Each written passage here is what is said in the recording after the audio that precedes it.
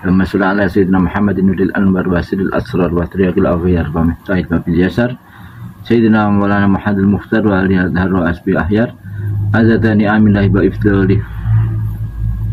Sahabat salih, sahabat kun, dalam perjalanan ruhani para salih akan melewati berbagai pos dan level. Yang setiap level dan pos tentu ada hijab dan dinding, dan pasti ada ujiannya. Salah satu yang akan ditemui adalah cermin malu atau disebut mir'atul haya'i. Ini ada di alam ketiga atau disebut dengan alam wahidiyah. Yang di atasnya ada alam wahdah dan alam ahadiyat. Posisi cermin malu ini ada di depan Nur Muhammad. Setelah menemukan ruh idofi, yaitu nyawa yang jernih. Tentu ini level yang tinggi di dalam para pejalan ruhani. Ini sudah tinggi dan dalam. Ya, karena secara berurutan menurut martabat 7 minimal ada level dalam martabat 7 ada 7 level, ya, bahwa Allah merupakan zat yang maha kuasa, yang kuasa menciptakan segala sesuatu hanya dengan satu sabda, yaitu kun. Maka seketika jadi, jadinya itu namanya fayakun. Makanya ada sholawat namanya kun sholli ala Muhammad, itu ada ijazah khusus itu. Nanti jawabnya kun shollallahu ala Muhammad. Fayakun ini tentu yang untuk semua ciptaannya, sempurna sebagai pertanda perbuatan atau af'alnya Allah. Maka yang pertama itu diciptakan adalah Syajaratul Yakin, disebut juga alam ahadiyah. Dan yang kedua diciptakan alam nur, ya, Nurullah, Nur Muhammad, yang merupakan bibit dari semesta ini, maka disebut alam wahdah. Dan yang ketiga inilah maka disebut namanya alam rahasia, alam mir'atul haya'i, yaitu cermin kehidupan, cermin malu sebagai rahasianya zat. Inilah yang disebut alam wahidiyah. Yang keempat yaitu diciptakannya nyawa. Ini dari atas ke bawah. Nyawa ini diberi nama roh idofi, artinya nyawa yang jernih. Ini maka disebut alam arwah. Selanjutnya yang kelima diciptakannya lentera, yang diberi nama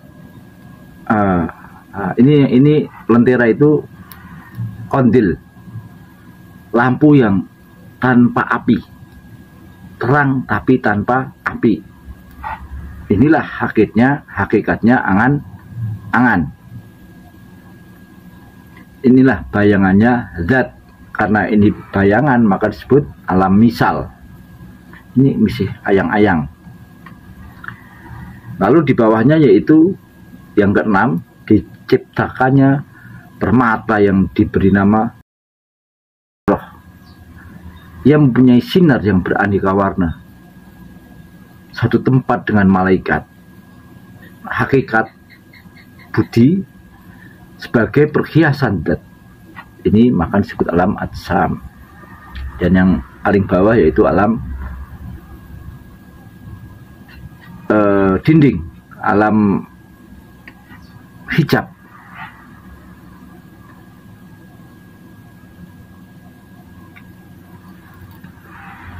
Kehidupan fisik dan ruh ini tentu ada hijabnya. Bahkan fisik ini adalah merupakan hijab, kurungan daripada yang halus dan roh itu sendiri. Jadi ibaratnya sangkar dan burung. Jasad ini adalah sangkarnya, sedangkan ruh adalah burungnya. Jasad ini ya cuman wadah gitu. Maka disebut badan wadak. Gitu. Maka ada juga istilah badan halus. Antara jasad kasar ini dan jasad halus ini dan jisim halus ini, itulah yang namanya hijab. Itulah tabir, tirai yang agung, kuat, sangat kuat. Maka orang yang mau menemuinya, mengetahui hakikat dirinya, itu harus menembus dinding-dinding yang tebal itu.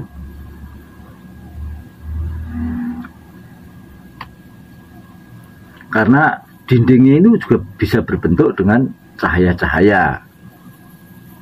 Karena dari permata ini, nah, ketika bergerak, permata yang beraneka warna ini menimbulkan buih, asap, dan air. Itulah hakikatnya jasad. Itulah namanya alam insan kamil. Contoh hijabnya adalah jasad yang luar ini, ada kulit, daging ini, ada kulit yang terluar juga. Lebih dalam lagi itu masuk ke otak. Ada manik, ada hati, ada jantung, itu udah lebih dalam. Lalu selanjutnya ada darah, sumsum, mani, itu hijab semua. Nafas pun hijab, panca indera juga hijab. Wong Jawa itu babakan hukum songo. Ada juga, maka yang dilatih oleh tarekat itu tujuannya adalah menembus hijab-hijab ini. Tujuan tarekat adalah membersihkan diri untuk menembus hijab ini, membersihkan dari hijab petang ini dan gemuruh ini. Itulah nafsu. Bahkan ada hijab yang seperti perwujudan embun, itu sukmo, hijabi sukmo. Contoh di alam awal itu harus menembus dinding-dinding hijab itu. Nah, kembali kita berbicara pada konteks hari ini adalah mir'atul haya'i atau cermin malu. Itulah yang disebut cermin kehidupan, cerminnya diri. Kalau orang Jawa bilang cermin yang nyata itu, cermin yang asli sering dipakai kita itu adalah sebuah kaca. Kaca itu tanpa diberi lapisan yang semacam aluminium foil itu atau yang berwarna perak itu di bagian belakang. Nah, itu kalau orang Jawa namanya disebut roso. Roso, itulah kaca itu. Tanpa roso itu nggak bisa untuk bercermin. Maka ternyata cermin bagi orang Jawa juga mempunyai falsafah yang dalam. Memang dengan roso itulah maka akan melihat diri, akan bercermin diri, melihat cermin pribadi, cermin kepribadian, cermin kehidupan, sehingga menemukan cermin malu. Nah, itu pintunya adalah dengan roso, karena itu adalah rahasianya dat. Ini masuk dalam wahidiyat kalau kita sebutkan di atas tadi. Jadi di depannya Nur Muhammad, posisinya di depannya Nur Muhammad. Setelah ruh idofi, setelah dia menemukan ruh idofi itu, maka akan dikasih cermin biar tahu diri, biar tahu diri.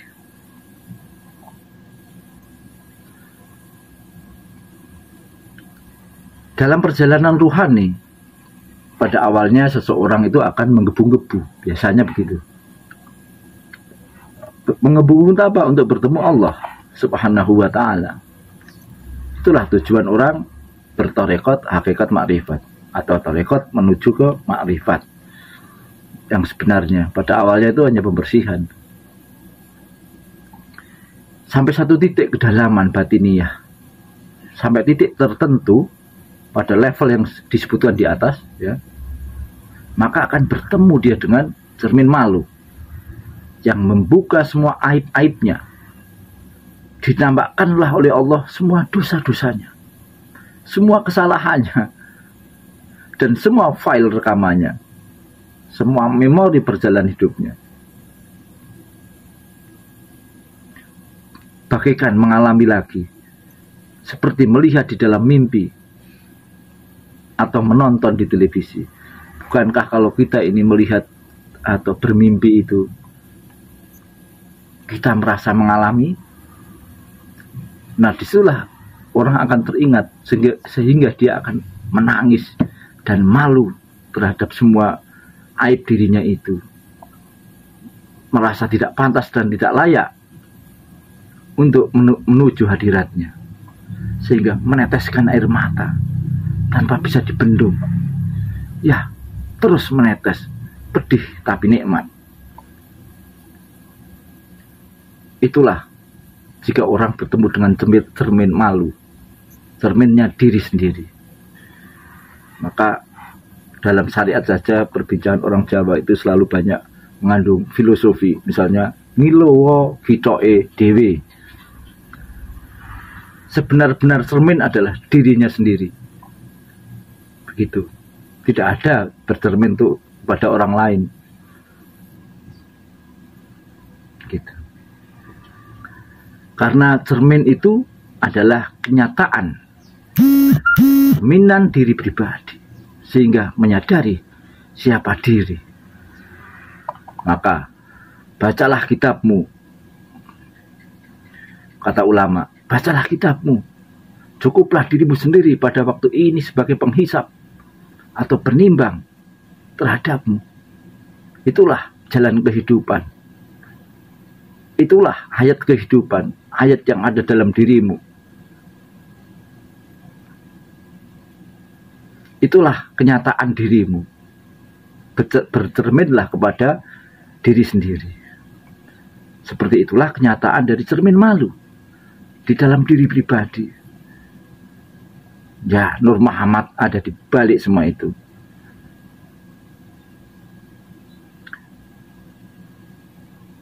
Iya, Nur Muhammad itulah rahasianya. Sahabat Saleh, sahabatku, namun hati-hatilah.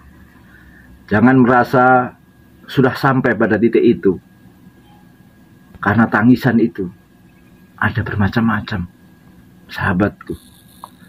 Tangisan di sini tak bisa disamakan dengan tangisan nafsu, tangisan yang emosional.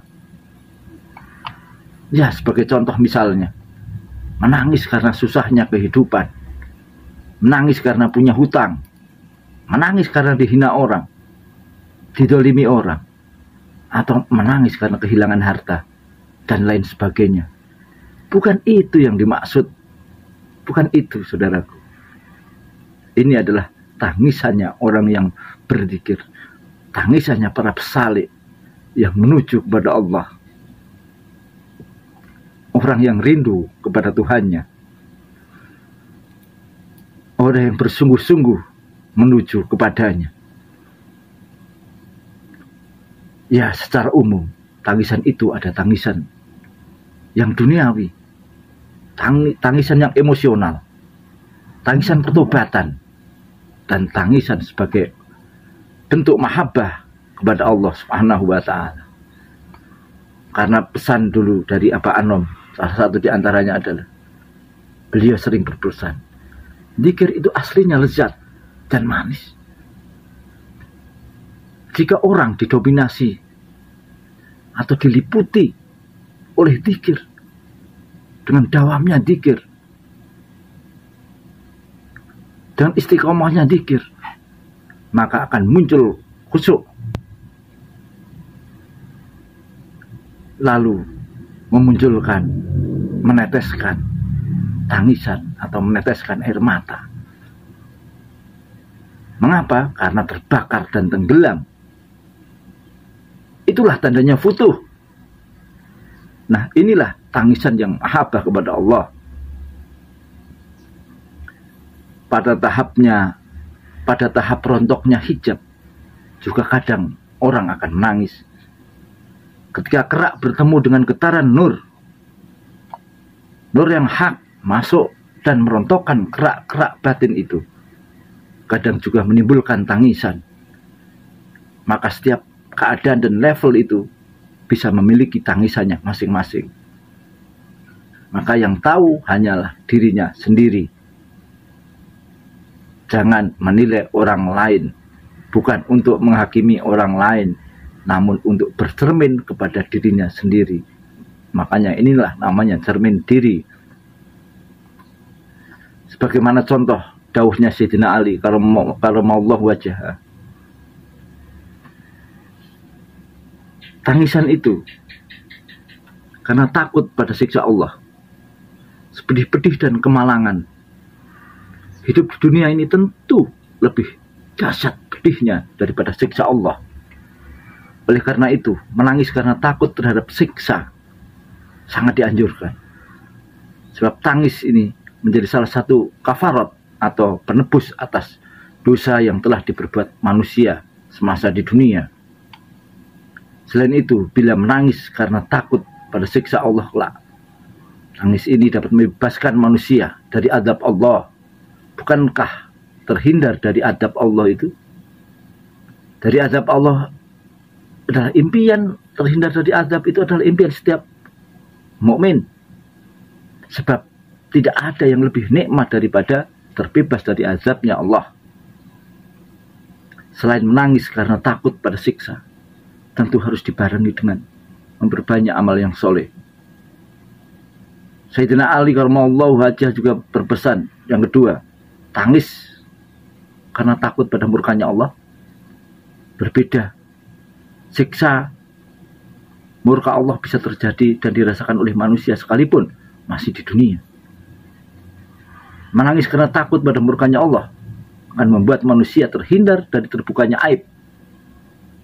Setiap manusia tentu memiliki aib, meskipun sebagian ada yang kelihatan dan sebagian ada yang disembunyikan oleh Allah. Nah, aib yang sudah mencuat ke permukaan sebetulnya adalah bagian dari murkanya Allah Subhanahu wa ta'ala. Jika aib sudah tersinggap, jika aib sudah disinggap, mau tampan apa wajah, secantik apa wajah, tak lagi indah. Mau harta melimpah tak lagi berkah, penghormatan tak lagi dirasakan, dan bahkan kekuasaan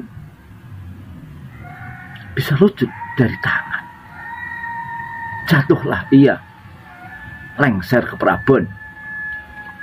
Misalnya koruptor misalnya, ia harus mendekam di dalam penjara yang dingin. Tidak sedikit ditinggal oleh keluarganya, oleh pengikutnya, lantaran aib sudah terbuka. Berbeda tatkala aib masih disimpan rapi. Maka di sini pentingnya untuk menangis karena takut kepada murkanya Allah, sembari dibarengi dengan perbuatan yang soleh yang disyariatkan oleh agama. Hadiah dari tangisan adalah dilimpahkannya ketetapan nikmat, ditinggikan derajat oleh Allah. Dan satu lagi tangis pada levelnya orang hakikat ini adalah tangis karena takut jauh dari Allah. Berarti levelnya adalah orang yang rindu, tangisnya para perindu, tangisnya para yang mencari mahabbah kepada Allah. Maka ilahi anta maksudi waridhoka matlubi atini mahabbataka wa ma'rifataka. Ya, memang sejatinya setiap manusia itu tidak bisa menjauh dari Allah. Sebab sebagaimana disadari atau tidak, setiap manusia tidak akan pernah luput dari pengawasannya. Di gelap-gelapan sekalipun. Jadi yang dimaksud takut dari Allah adalah terhindar dari ridho Allah itu secara umum. Maka Sayyidina Rumi berpesan bahwa dalam syairnya kisah seruling bambu. Manusia itu ibarat seruling itu, tangisan seruling bambu. Dia menangis, mendayu-dayu karena dia terpisah dari rumpun bambunya. Itulah tangisan kisah seruling bambu. Begitupun manusia. Manusia yang asal usulnya dari Allah itu, sesungguhnya dia memendam rindu untuk kembali, untuk pulang kepada Allah. Karena di sanalah hakikatnya manusia itu berasal. Sangkan paraning dumadi. Itulah sesungguhnya tujuan hidup manusia. Ya, dzikir itu aslinya memang lezat dan manis. Jika kita didominasi atau diliputi oleh dzikir, maka muncul khusyuk dan meneteskan air mata karena terbakar dan tenggelam. Tanda terbukunya futuh, kata Sohibul Wafa Dajjal Arifin, Mursyid Rekian Suryalaya Al-Maktullah. Maka tangisan itu ada level-levelnya, dan diri sendirilah yang harus menyadari sehingga naik ke makom yang lebih tinggi. Lalu apa hubungannya dengan fana dan bako? Apakah ada hubungannya dengan tangisan itu? Syekh Abu Yazid Al-Bustami adalah tokoh sufi pertama yang memperkenalkan konsep al-fana, al-bako, serta konsep ittihad. Syekh Abu Yazid ini termasuk guru yang masuk dalam rantai sanad guru Tarikat Satoriyah. Salah satu masuk dalam rangkaian silsilah sanad Tarikat Satoriyah. Beliau berpesan, fana adalah sirnanya segala sesuatu selain Allah.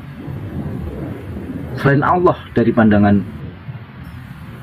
maka dari pandangan kaum sufi, ia tidak lagi menyaksikan kecuali hakikat yang satu, yaitu Allah.